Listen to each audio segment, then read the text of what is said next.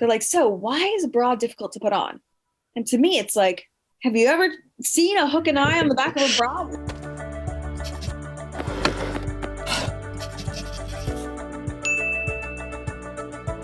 Hey everyone, this is Rick, and welcome back to the Seed the Startup Journey, the entrepreneurship podcast sharing the origin stories of amazing founders and their companies in under 20 minutes. Today, I'll be chatting with Emma Butler, a recent graduate of Brown University, and she is building Intimately, a Forbes Next 1000 startup that is starting an inclusive revolution by selling functional and fashionable lingerie for women with disabilities. Now, before we start the conversation, a lot of my viewers aren't actually subscribed. So if you haven't already, go ahead and smash that subscribe button, and by the end of this video, if you didn't like our content, you can simply press it again to unsubscribe. Easy enough? Let's get to it. Hey Emma, thank you so much for coming on today. When I came across your startup Intimately, I knew I had to bring it on because I feel like a lot of the hot startups we see these days are always AI this, blockchain that. But for you, you're solving a problem that I think is super overlooked, right? It's fashion and apparel for people with disabilities. So how did you come up with this idea? Well, first of all, thank you so much for having me. I'm so excited to be here. And that's a really good question. Well, it all started about 10 years ago when my mom was first diagnosed with a few different chronic illnesses, which left her with new functionality and she needed to look for new clothing. And at the time, she searched words like disability clothing or Velcro clothing or elderly clothing. And now 10 years later, it's coined adaptive clothing or adaptive apparel is the word for clothing for folks with disabilities. But the only clothing she could find was really ugly and medical grade clothing. And as a young woman in her 40s, it was really dehumanizing. And I watched her confidence plummet. And when I went to Brown, I met other women where I did my undergrad. I met other women with the same disability as my mom and other disabilities. And as young women do, we talked about what we're going to wear to class the next day, to a party on the weekend. And I realized they had the same problems searching for clothes and getting dressed my mom had. And I thought, there's 600 million women worldwide that have some sort of disability that affects the way they dress. There must be a better solution. And if there's not, I'm going to be the one to do it. I had also always been interested in fashion. I went to Brown to study visual arts and was close to RISD. And so I kind of combined my love for fashion and fashion design, but I wasn't an expert in it. And my love for my friends and my mom. Mm-hmm. I love the attitude of like, I'm going to be the one to do it. So I know that a lot of my listeners have ideas, and I also had a few ideas before, but something that we probably don't know how to do is like, what's the next step after coming up with that idea? So for you, what was that next step? Yeah. So at Brown, you don't have to take any business classes. It's open curriculum. So I had never taken a business class. I didn't know what a business model was. I didn't know entrepreneurship started with an E. I thought it started with an O. I was really like the last person to start a business. But I was really determined because I knew that this had to be done. And I knew that it could really revolutionize the way these 600 million women thought about themselves and their ability to get dressed and desirability and making the world more inclusive. And so I literally just went to Brown's library and picked up every single book that I could on how to start a startup, from The Art of the Start, The Lean Startup, Seth Godin's books, 0 to 1, everything. I just read everything I could get my hands on. And those books really taught me a lot of what to do. Even, I think it was The Art of the Start that was like, what's the name? What's the value proposition? All these other things. And then my first step was just to build a website and talk to customers. I did over 200 interviews.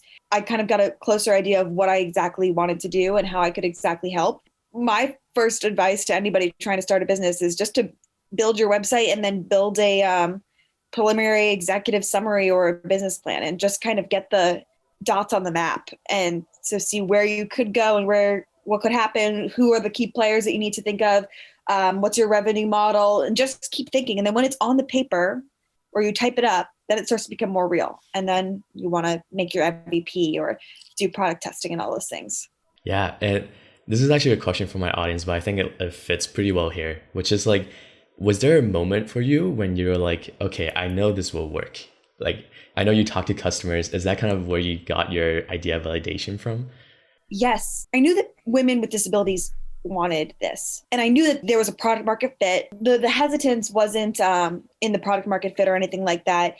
It was, I didn't know if I was going to be the one to be able to make the technology. And I didn't know if investors, because a lot of like my male professors at Brown and my male male investors that I spoke with didn't get the idea. Why can't all these pieces fit together? And so I think the first moment was when I was in Forbes, when Forbes reached out, and that was before we did our Kickstarter and everything. And they wrote a piece about 7 founders in the adaptive apparel space making change or something. I was like, okay, that's definitely validating, that's amazing. And then when I got the Kickstarter, the $20,000 for the Kickstarter, and then I won a few prize competitions. And sometimes, even though I hear every day from these women with disabilities, like, oh my God, I've never seen representation like this, or this is amazing, I've never felt so beautiful or included. It's hard. It's a struggle, but winning the pitch competitions with Tim Draper was one of the judges. It gives external validation that this can go really big and I can get the means to do it. Mm-hmm. So I love the problem that you're solving, but kind of as you mentioned, personally, as someone who is male and without disabilities, it's kind of hard for me to relate. So I can imagine that it's probably the same way when you're trying to get investors on board. So how have you been able to navigate these kind of challenges? Our first product is lingerie. And so we start with bras and underwear, which are the most foreign to men because those are the most difficult garments to get on. Bras are so difficult. But I really need the investors to understand what we're working on now, this bra and intimate piece. And I usually crack a joke and I'm like, so are you familiar with bras at all? And they'll be like, I'm like, well, in case you're not, they're really difficult. I don't know if you've ever taken one off or put one on yourself. And then they usually loosen up a little bit, which is nice. And sometimes I feel that the male investors are a little bit weary and don't want to ask some of the hard questions. And then other times they just ask really stupid questions, but I'm glad they're asking questions. They're like, so why is a bra difficult to put on? And to me, it's like, have you ever seen a hook and eye on the back of a bra? You can't do it with one hand. You have to have full dexterity and mobility. You not only have to do the pinching motion, align it and pull it together, and then you have to twist it around because it's in the back. It's not even in the front. And so, yeah, I've been practicing my patience. For sure. No, and I know that you went through Y Combinator as the marketing lead for Actiondesk in 2019, I believe. So yes. How do you think that experience affected the founding of Intimately?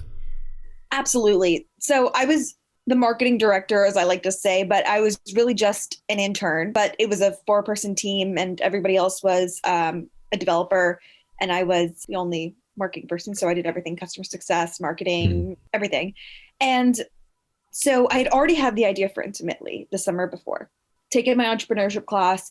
And so I had a little bit of a knowledge, but I didn't really understand what it was like being in a high growth accelerator, or I didn't really understand VC capital.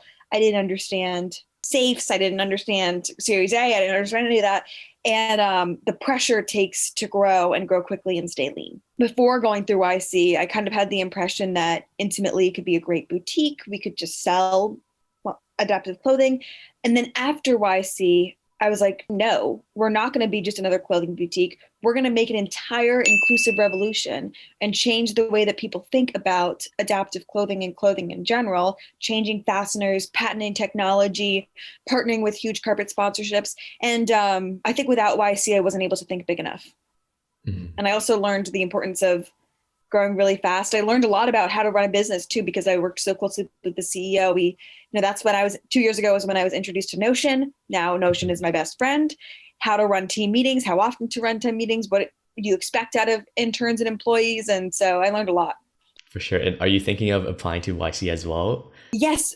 Yeah, I am. Right now I'm in an incubator in Paris where I am currently located. And that's been extremely helpful. And I wanted to be in Paris for a few different reasons, but there's actually no bra manufacturers in the States that do the type of bra that we're producing. So I had to go abroad, and Paris is the center of fashion and lingerie and lace, and they have their big intimates. And so I wanted to be in the hub for Paris. And then there was also this great accelerator at the world's largest startup campus under one roof. That's awesome. And so I know that starting a company is hard, right? Like it could be very stressful at times. And part of the focus of my podcast for the next few episodes is on mental health. So I was wondering if you could talk a little bit about, your experience with stress and anxiety as a startup founder. Absolutely. I think that everybody told me being a solo founder is going to be really hard. And it's not the amount of work. I can do that. I was an undergraduate at Brown and started my startup and doing X, Y, and Z double majoring. It's not the amount of work that is hard. It's the being in it alone. And Mhm. which way do I create the company? Which way do I do this? And especially with my company where it's not just another B2B SaaS company, lives are affected. And I really want to make real change in these women's lives. So I feel a lot of pressure to do things right and make sure that I really understand the customer, all the diversity and the 600 million women out there. And going through it alone has been hard. And there's no one that really understands the market the way in my friend group, the way I do. My mom can have her own personal experiences, and my friends too. But, it's a whole nother ball game when it comes to how much do I raise? I'm talking to this investor. Do I do it in the form of a safe? All these other things. And okay, the production line is going behind schedule. What are we going to do here? This intern doesn't want to do this and X, Y, and Z. And it's a lonely battle. I definitely decompress by taking long walks along the Seine. I journal. I light my candles at night. I am a huge fan of watching thrillers and murder mysteries and like the forensic Wow. files, and gets my mind completely off intimately, which is for at least 2 hours or when I watch it. And that's definitely how I decompress. But long walks along the Seine, not think about anything. Wouldn't like thrillers just make you more stressed? No, no. Wow. Surprisingly, intimately is more stressful than the thrillers. Wow. Interesting. But so was the decision of like founding this company alone? Like, is that what you wanted to do in the first place? Like, have you thought about looking for co-founders, things like that? Yeah, I was originally working at Brown with two other women. I work really hard and I get frustrated when people don't keep up with my pace. Mhm. And I am really creative and I have a vision and I'm stubborn, like a major alpha type A woman. And I think that at the beginning, I just was frustrated that these women who were interested in this project really couldn't keep up to my pace. And I thought, I'm going to do this by myself. I want full creative reign. I think I can do fashion function better than anybody I've met at Brown. No one else is as passionate about me. If I'm going to have a co-founder, it's going to be like a marriage, and I don't know anybody. Now I have people in my network, in part from YC and Station F, or through Brown, mostly through Brown, who I really trust and would really want, or team members who I would want to come out as like a late stage co-founder. I just knew that the best way for me to get it done was not to be accountable to anybody and just go, go, go, and not be held back. And do you have any sort of productivity hacks or, time management tips? I am a big sleeper. I go to bed at 9:30 and I wake up at 7, and then I take a 2-hour nap. So I have to manage my time well because sleep is the most important thing in my life. And I love to nap. I do an hour by hour cutout of my day on Notion, and I live by that. And every Sunday I do my entire week on Notion, what I'm going to have to eat, what time I'm going to get up, X, Y, and Z, what time I'm going to nap, schedule my naps. Notion has been my best friend and my Mhm. productivity hack. Yeah. No, so it's actually really interesting because a few other episodes ago, I was interviewing a guy who basically slept like 3 hours a day. So I don't get how he functions, but for me, like sleep is definitely super important as well. I never had that issue with time management the way that my friends did. In high school, I went to bed really early. I never pulled an all night in college. Even if Mhm. I had a crazy paper, somehow I can just work fast, which is a blessing. I can't read Yeah. fast, but I can work fast. For sure. So, do you have any advice for someone like me who is still a student, but I'm interested in entrepreneurship and might want to start my own thing in the future? My advice would be to solve a real problem. I feel like there's so many startups out there that people are just doing to become entrepreneurships, or they're interested in business. We don't need another business that doesn't solve anything. And it Mhm. doesn't have to be majorly socially impact, although I think that that's a really great way to start a business and change people's lives. But there's got to be a real problem. And Mhm. that would be my biggest tip. And also to think really big, that we don't have to have small businesses are great, but one of the cool things about entrepreneurships and startups is that you have the ability to scale. And so I think that when we're college students, we think about, oh, like this startup could benefit people on the college campus. Like these people on the college campus are having this problem, I could solve it. The world is huge. You're about to go out into the world. Like I just did. I just graduated in May. Life is bigger than your college street. Would you recommend starting, like as early as possible? Because I know some students are thinking of getting some more experience first before, launching their own startup? I think you can do both. I think you can build out an MVP and then to also work a full-time job. And that's what I did with Actiondesk. Everything I was learning at Actiondesk about SEO and marketing and PR and everything, I kept in a journal and I wrote down. And then sometimes on Sundays, because that was my only day off, we worked from like 8 a.m. to 10 p.m., 6 days a week. I would work on Intimately and I would redo the branding. I would redo this. And if I can do it with 2 hours of naps every day and getting like 10 hours of sleep, anybody can do it. So I would say do it both. You don't have to launch full time and go full time into your startup, but just start the beginnings of an MVP. Gotcha. So to kind of wrap things up, I prepared a little game. It's called Underrated or Overrated. Underrated, overrated. So the first one, TikTok. Underrated. I love TikTok. Are you like very active on it or?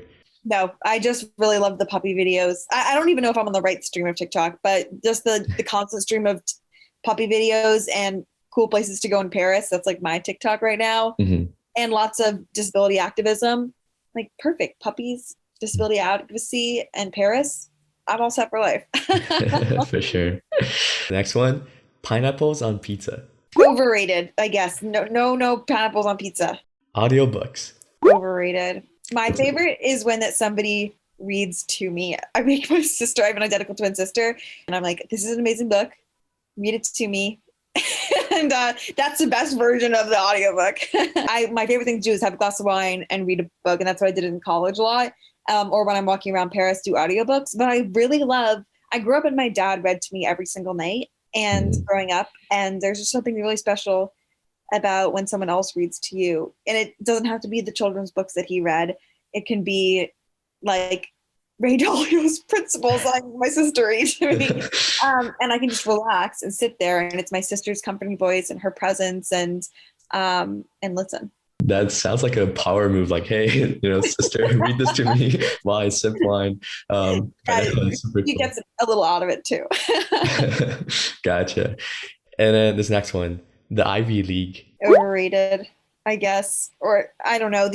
Being at Brown changed my life. It meant a lot to my dad who grew up when he was homeless and, he dropped out of high school and to see that both his daughters went to an Ivy League meant a lot to him, and the connections that I've made since and being able to drop Brown's name and the people I've met and the competitions I've won and the investors I've met because of it has been really special. But I don't like when, even though sometimes I do it, I don't like when people talk about it in a snobby way. Got it. This is the last question, which is, what is the best advice that you've ever received? My dad used to say, if you do what you love, you never work a day in your life. And I think that's wrong. I think that I love what I do, but I work really freaking hard. Keeping in mind that you will have to work hard at something you love, but if there's people that you're benefiting on the other end, it's worth it. Awesome.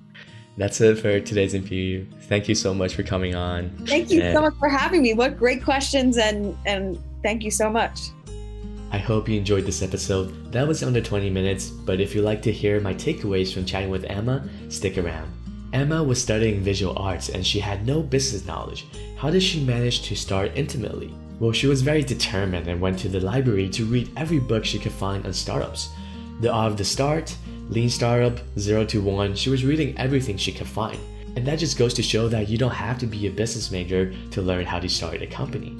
On mental health and dealing with stress, Emma likes to take long walks on the beach, light a candle and journal, but most importantly, she loves to watch thriller movies. I found it funny that for Emma, Intimately is more stressful than watching people get murdered, but I guess that's just part of being a startup founder. Finally, Emma's advice to anyone interested in startups is to solve a real problem. We don't need another business that doesn't solve anything. You don't have to be a social entrepreneur, but if you want to create an impact, make sure your solution actually solves a real problem. That's it for the takeaways. This week's Startup Droplet is submitted by Shaker from Cupertino, California. He is building Orbit, which is a personal relationship assistant that enables professionals to more meaningfully engage with the most valuable connections in their network. If you also have an idea you're working on, or if you came across a startup that was super cool, make sure to message us on Instagram, or we'll be sure to feature that on our next Startup Droplet. That's it for today's episode. Make sure you like this video and subscribe, and let's grow our seed of innovation and creativity together. I'll see you next time.